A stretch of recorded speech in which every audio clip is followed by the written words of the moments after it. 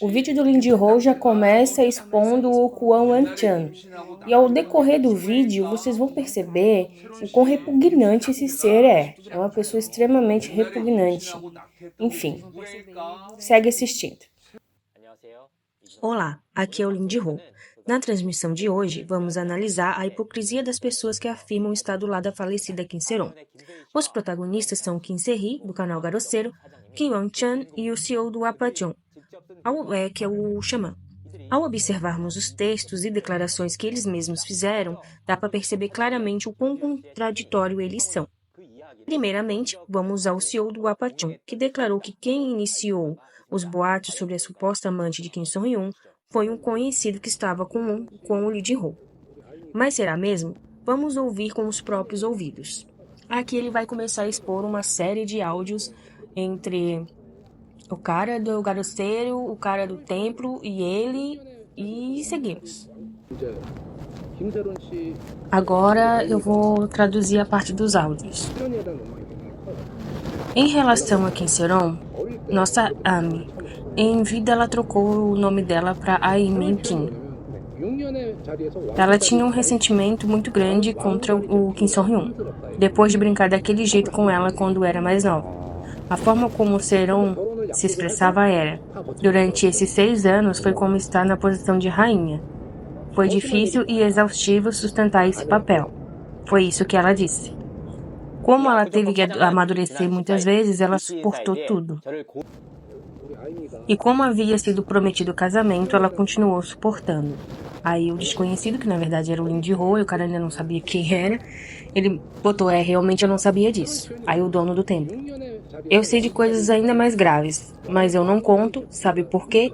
Porque não foram verificadas. Aqui, acredito que o Lindy Ho quer expor que eles estavam basicamente vendendo essa história para pessoas, para a mídia. No caso aqui, ele não sabia quem era Lindy Ho, sabe? E aí essa mesma história foi vendida para o Garoceiro. Foi para lá no Garoceiro. É essa a narrativa do Lindy Ho. E ele tá trazendo esses áudios para expor também. Porém, conforme ele foi fazendo os vídeos, o dono do templo disse que quem inventou a história foi o Lindy Ho. Aí o Lindy Ho tá mostrando os áudios pra dizer: quem foi que disse isso? Foi fulano, não foi eu. É basicamente isso. Ele levanta toda a questão também de que esse cara do templo e a esposa eram extremamente interesseiros e que o tempo todo sugaram a menina. E expuseram o falecimento dela como se fosse uma super notícia. Tanto que a esposa tinha, sei lá, 1.200 milhões de seguidores, algo assim, no Instagram. Fizeram lives e tudo mais. Então ele segue expondo. Ele já vem expondo há vários vídeos passados, mas ele continua expondo. E agora ele tá expondo com áudios também. Com áudio, com vídeo, tá expondo geral. E aqui agora ele vai contextualizar porque o dono do templo começou a negar que ela tenha feito o ritual e começou a jogar para cima dele, dizendo que ele intermediou. Então ele vai expor os áudios onde o dono do templo em nenhum momento nega que ela fez ou não o ritual.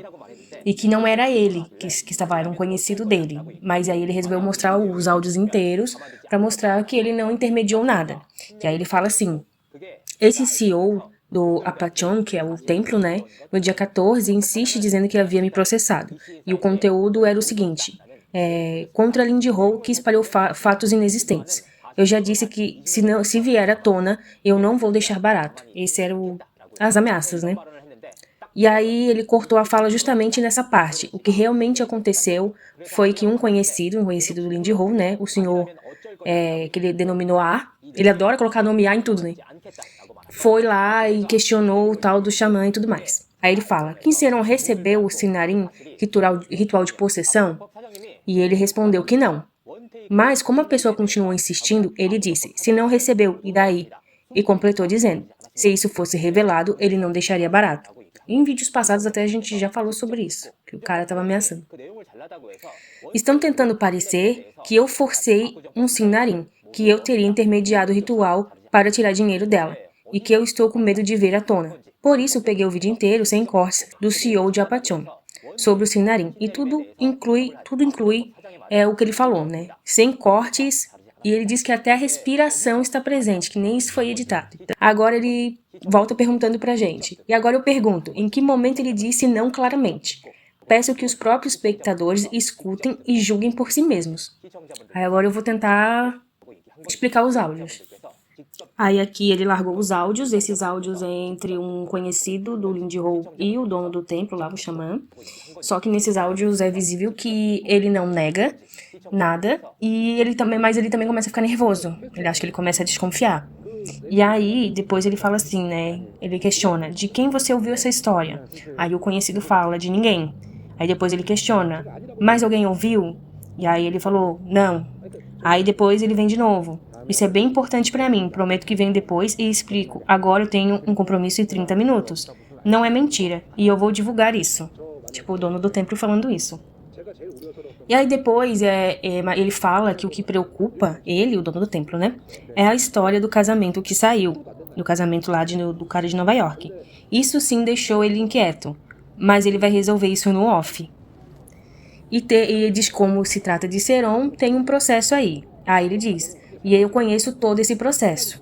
Aí depois ele vem explicando de novo como funciona lá o Sinnarim, porque daí ele acho que ele percebe que ele tá, sei lá, sendo gravado, alguma coisa, e ele começa a voltar atrás do que ele disse lá no começo. Aí ele começa a negar tudo, sabe? Ele começa a falar, explicar sobre as etapas e negar, né? E aí então ele fala, dizer que ela recebeu o Sinnarim completamente é errado, pode perguntar para os 10 médios experientes. Os 10 vão dizer que ela não recebeu o Sinnarim completamente. Porque ela não cumpriu todas as etapas. Como a gente bem sabe, ela não cumpriu mesmo que ela não pagou, né? Aí aqui vem a parte da ameaça, onde ele fala que se vier a público, se sair um fio de diferença na imprensa, ele vai usar todos os recursos e contatos e influência, e vai fazer isso em nome do restaurante dele, em nome dele, porque ele não vai deixar barato. E aí ele fala que, quanto ao caso, por mais contraditório que seja, ele sabe muito bem dessa parte, e sabe muito bem que não tem uma fonte confiável, né? Por isso que não pode falar claramente, mas que acredita fielmente que jamais deva ser revelado, essa parte do ritual, né? Essa é a tradução, basicamente, dos áudios. Aí aqui vem agora o Lee Ji-hoon, ele fala o seguinte, aí é mais uma ameaçazinha, né? Lá que o xamã... Imagina, o cara é xamã e tem uma alma podre dessa. Imagina se não fosse xamã. Isso, cada vez que eu vou traduzindo essa história, eu vou ficando mais arrepiada. Mas vamos lá. Ele fala assim, ele mesmo fez isso tudo, Lindy Hall, alegando, né? E agora vem posar de vítima, dizendo que está recebendo ameaça de morte. Impressionante como esse pessoal adora bancar o coitado. Aí vem o CEO, né? Esse CEO, lá, o xamã, perguntou, entre um youtuber com 600 mil inscritos e um simples funcionário comercial, quem tem vantagem? Tipo, ele tá tentando jogar a questão tudo em cima do Lindy Hall, basicamente, né? Pois agora eu que pergunto, quem está em posição de vantagem? Um sujeito que me gravou escondido, mesmo eu sendo um cliente? Aqui ele assume, né, que o conhecido na verdade era ele. Enfim, é visível pela voz, né? E aí ele falou que repassou imagens à CFTV, que tem acesso direto a um youtuber com mais de 1 milhão de inscritos, como o Kim Se-hee, lá do canal Garoceiro, que pode chamar a cantora de balada a So-yeon, nome verdadeiro é Kim Hyun-min, a qualquer hora da noite, e que, além de tudo isso, pediu para o advogado Bissó, responsável pelo caso de Kim Se-ron, cuidar também do seu próprio caso, como se fosse a coisa mais natural do mundo. Aliás, quanto foi que o senhor pagou ao advogado por essa sua causa? Ou será que ele está fazendo de graça mesmo? Então, eu repito, entre o CEO do Apachon, com esse background fortíssimo, e eu, Lindy Hall, quem realmente tem vantagem? E nesse dia o tal CEO me disse algo muito significativo. Ele me contou tudo. A gente praticamente andava colado, desde o dia 24 de agosto até o dia anterior à sua morte. Estávamos juntos o tempo todo. Aqui o Lindy Hall alega que lá o xamã disse que estava junto com o Seron o tempo todo. Aqui o Lindy Hall reafirma, né? Estar com Kim Se-ron até 2 dias antes da sua morte é uma afirmação arrepiante. Pense bem no que isso significa, no quão assustadora essa frase é. Mas não parou por aí. No meio da conversa com o CEO, xamã, de repente aparece quem? Kim Se-hee, do canal Garoceiro, e a cantora de balada So-yeon. Nome verdadeiro, Kim Hyun-min. Aqui é uma conversa um pouco estranha, mas é uma conversa entre a suposta cantora, a So-yeon, na qual ela faz uns questionamentos sobre a Kim Seron, e o cara lá, o xamã, nega e tudo mais, é uma conversa bastante estranha. E ela questiona o seguinte, ela foi assediada, né? Foi vítima de abuso, não foi? E aí ele fala assim, não, ela não foi vítima de abuso. E aí continua. Então, foi por isso que você entrou em contato, né? Foi por isso que, tipo, você ligou e se aproximou. Não, não foi por isso. Dono do templo, né? Depois, aí entra o Kim Se-hee no meio da conversa e fala, de novo isso? Tipo, ele se intrometeu, né? Vem a cantora, a suposta cantora, né? E fala, ela não entrou em contato pedindo ajuda? Ela começou a questionar ele, né? Aí depois ela fala assim, quer que eu mostre agora as gravações das ligações? Supostamente dando a entender que a Kim Se-ron ligou pedindo ajuda e tudo mais, né? Depois o xamã fala, não, ela não pediu ajuda. Aí ele, o xamã, né? Foi eu quem disse que ela tinha vindo aqui. Sim, tipo, ela que foi lá, não que ela ligou pedindo ajuda. Aí o Kim Se-hee, né, o Kim Se-ui, tanto faz, ele entra no meio da conversa bravo, né, e fala que ali, quando ela pediu ajuda, foi a primeira vez que viu a Seron. Mas ele já atacava ela muito antes no canal dele. Não tem nenhum motivo porque agora ele diz que tá do lado dela, mas tudo bem. Aí a outra continua tentando arrancar dele se ela sofreu, se a Seron sofreu assédio ou não. E aí ele continua negando, depois eles entram numa discussão feia, porque um falou informal com o outro e não quer que fale informalmente um com o outro, e um começa a xingar o outro, e assim segue-se os áudios. Também é interessante que o Lee Ji-ho, ele questiona de forma informal, que é onde começa a discussão toda, e ele fala assim, quanto tempo não foi? De maneira bem irônica lá pro Kim Se-hee, né? E o Kim Se-hee, quando você me viu? Aí ele é debochado, ele fala, eu te vi passando. Aí ele fala, você estava me seguindo? Porque eu nunca te vi na vida. Duas crianças de quinta série, meu Deus. Depois desses áudios loucos e insanos, ele vem reafirmando, dizendo o seguinte, e agora que o dono do pub, o xamã, né, vai abrir um processo, eu só tenho a agradecer. Vamos mostrar na delegacia o quão grave é o crime de denúncia falsa. E os materiais que eu tenho, farei questão de apresentar pessoalmente à polícia. E não para por aí. Kim Se-hee e Kwon Wan-chan continuam com uma enxurrada de absurdos sobre Kim Se-ron, de desrespeito à falecida e descrições gráficas de suicídio. É tão grotesco que deixa qualquer um sem palavras. Veja com seus próprios olhos. Aqui ele começa a expor lá o outro cara que ele disse que ia expor lá o... Que realmente é uma pessoa... Esse xamã realmente é uma pessoa péssima, mas esse cara aqui que ele vai expor agora também, que é o cara lá do começo do vídeo, realmente... Meu Deus, a pessoa não tem escrúpulos nenhum. Tem um ranço da cara dele. Mas seguimos que eu vou traduzir o que ele falou. Pelo que sei, Kim Se-ron engravidou e abortou. E isso é a dica. Essa é a dica. Por que será, hein? Quem será que engravidou ela naquela época? Quem será? Quem será? Kwon Wan-chan insinua sem nenhuma prova que Kim Se-ron teria engravidado e feito aborto, usando um tom jocoso e repetitivo, típico de quem quer levantar suspeitas sem a responsabilização do que está dizendo. É um ataque direto à honra da falecida. Eu disse que esse cara era repugnante. E aí, esse cara, ele supostamente é um psicólogo. E aí ele fala o seguinte, que Kim Se-ron estava um pouco instável. Agora eu vou falar como professor de psicologia. Ela parecia ter um leve transtorno paranoide. Lá estava ela toda agitada, batendo na porta do consultório. Aí depois vem o Kim So-hee, do canal Garoceiro, né, que ele tá expondo os dois. Então ele expõe os dois, mostra o vídeo dos dois, né? E é onde o Garoceiro aparece falando assim, vocês gostam disso? Vocês gostam disso? É desse tipo de coisa que vocês adoram? Em seguida ele vem uma parte do Garoceiro onde ele fala assim, você não disse que nunca namorou ela quando era menor? Mas tirou folga no exército às 11h20 da noite? Estava com Kim Se-ron tomando soju e comendo dakdoritan? O que será que fizeram depois, hein? Sugerindo coisas que a gente já sabe, né? Isso não é novidade. Tipo, ele fala num tom sarcástico e o outro se auto-intitula professor de psicologia e em seguida o Kim Se-hee insinua uma relação sexual com um homem mais velho durante a menoridade, sem nenhuma base. Os dois são repugnantes. Os dois. E aí é isso que o Lee Ji-ho está expondo agora. Esses dois. E a coisa só piora, tá? Os vídeos daqui em diante só vai piorando. Aqui, para contextualizar, é porque o Lee Ji-ho divulgou lá os xamãs, né? Fazendo aquela live e expondo um momento de vulnerabilidade ali, de maneira bem estranha. E ele divulgou esse vídeo para mostrar essa contradição. E aí entra o Kwon Won-chan dizendo que ele mexeu com a família dele. Tipo, o cara não tem nada a ver com a história, mas ele disse que mexeu com a família dele e começou a atacar o Lee Ji-ho na mídia daí. Aqui, nesse vídeo, ele tenta virar o jogo dizendo que o Lee Ji-ho ataca mulheres, quando o próprio Kwon, ele já respondeu processos, né, horríveis contra que ele fez coisas contra mulheres. E a seguir vocês vão ver uns vídeos onde ele expõe onde ele é extremamente misógino com mulheres. E ele expõe a própria Kim Se-eun de maneira misógina. Aqui ele um outro vídeo onde ele fala: quando é que eu revelei o nome da sua esposa? Nunca revelei. Só o Lee Ji-ho fez isso comigo. Mas eu digo o seguinte, Lee Ji-ho, você também é pai, você não deveria fazer esse tipo de coisa. Eu falo isso para os repórteres. Você também tem filho. Como é que consegue publicar uma matéria do Lee Ji-ho assim?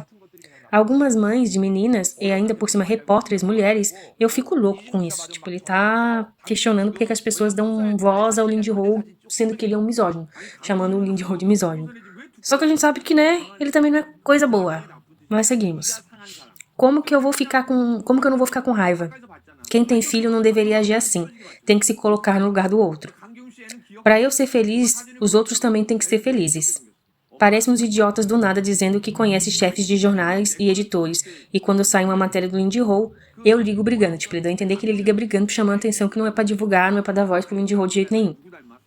Aqui, ele se contradiz, porque ele começa a falar da cantora, né, a cantora lá do começo, e ele fala muito mal da aparência dela. Tipo, ele xingou outro cara de misógino, mas olha o que ele tá fazendo.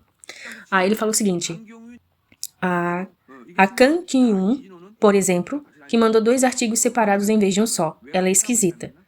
Não no sentido ruim. Esquisita no sentido de, daí ele fala um palavrão, que eu não vou falar. Os dentes dela parecem meio estranhos. Não parecem tão bons de perto. Não tinha nada para fazer. Fiquei olhando o rosto dela fixamente. Tá bem judiada.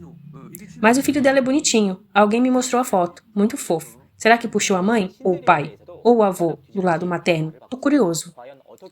A Kang Ki-eun e o Lee Ji-ho, esses dois são próximos. Andam juntos. Quem será que se conheciam? Aí ele começa a fazer esse tipo de questionamento e tudo mais. E ser misógino com a jornalista, cantora, sei lá, do nada.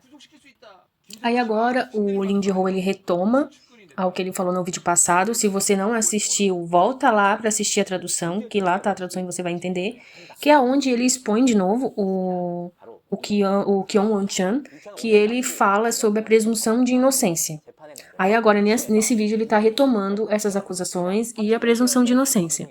Que ele fala assim: já afirmei antes que os princípios de presunção de inocência devem ser respeitados. E foi justamente por meio desse vídeo que eu disse isso. Aí é o vídeo lá anterior, que eu já traduzi. E aí ele fala, nesse vídeo anterior, ele falou o seguinte, que em 2005... esse apresentador, no caso Kwon Won-chan, foi a julgamento acusado de estupro, né, vocês sabem, uma mulher na primeira instância e condenado a 2 anos e 6 meses de prisão. Eu não disse que o cara não era lá grande coisa. Enfim, porém, vocês vão entender a questão da presunção de inocência. Na época, ele tinha 35 anos e foi acusado de violentar uma jovem de 20. A vítima era uma sul-coreana nascida no Canadá que trabalhava como atendente num cybercafé operado por ele. Ela era considerada menor de idade na época do Código Civil, algo assim. A diferença de idade entre os dois era de 15 anos, mas esse apresentador, hoje ele foi apontado como criminoso, porém ele insistia em dizer que era inocente. Disse que na época estava em um relacionamento sério com planos de casamento, e que foi de fato com uma jovem ao hotel, mas que o corpo não respondeu, mantendo a versão até o fim de que não manteve relação com ela. E isso está no vídeo passado, vocês já estão ligados. Enfim. E aí entra o Lee Ji-ho, né? Ele não deu muitos detalhes, não acusou ninguém também. Porém, ele levanta a reflexão e ele chega e menciona: esse sentimento de injustiça foi revertido na segunda instância. Tipo, lá o apresentador deu sorte. O Tribunal de Apelação reconheceu que os dois, de fato, tiveram a relação, mas que considerou que não havia provas suficientes do estupro. Por isso, ele foi considerado inocente. Aqui, nem se trata de presunção de inocência, no caso de Ki Sung-hyun. Ele sequer foi alvo de denúncia alguma. Aí ele tenta fazer a correlação, né? Por exemplo, ele diz, né, que o Kwon Won-chan, ele sofreu a denúncia, ele sofreu o processo, porém, ele deveria ter sido considerado inocente até o final do processo. Porém, ele também sofreu grandes rusas na imagem dele, certo? E, no fim das contas, na segunda instância, ele foi absolvido.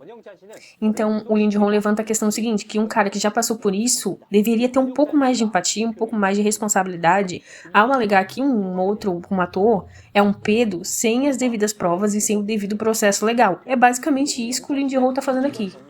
E aí tem a parte onde ele fala assim, né, o Lee Ji-hoon, né?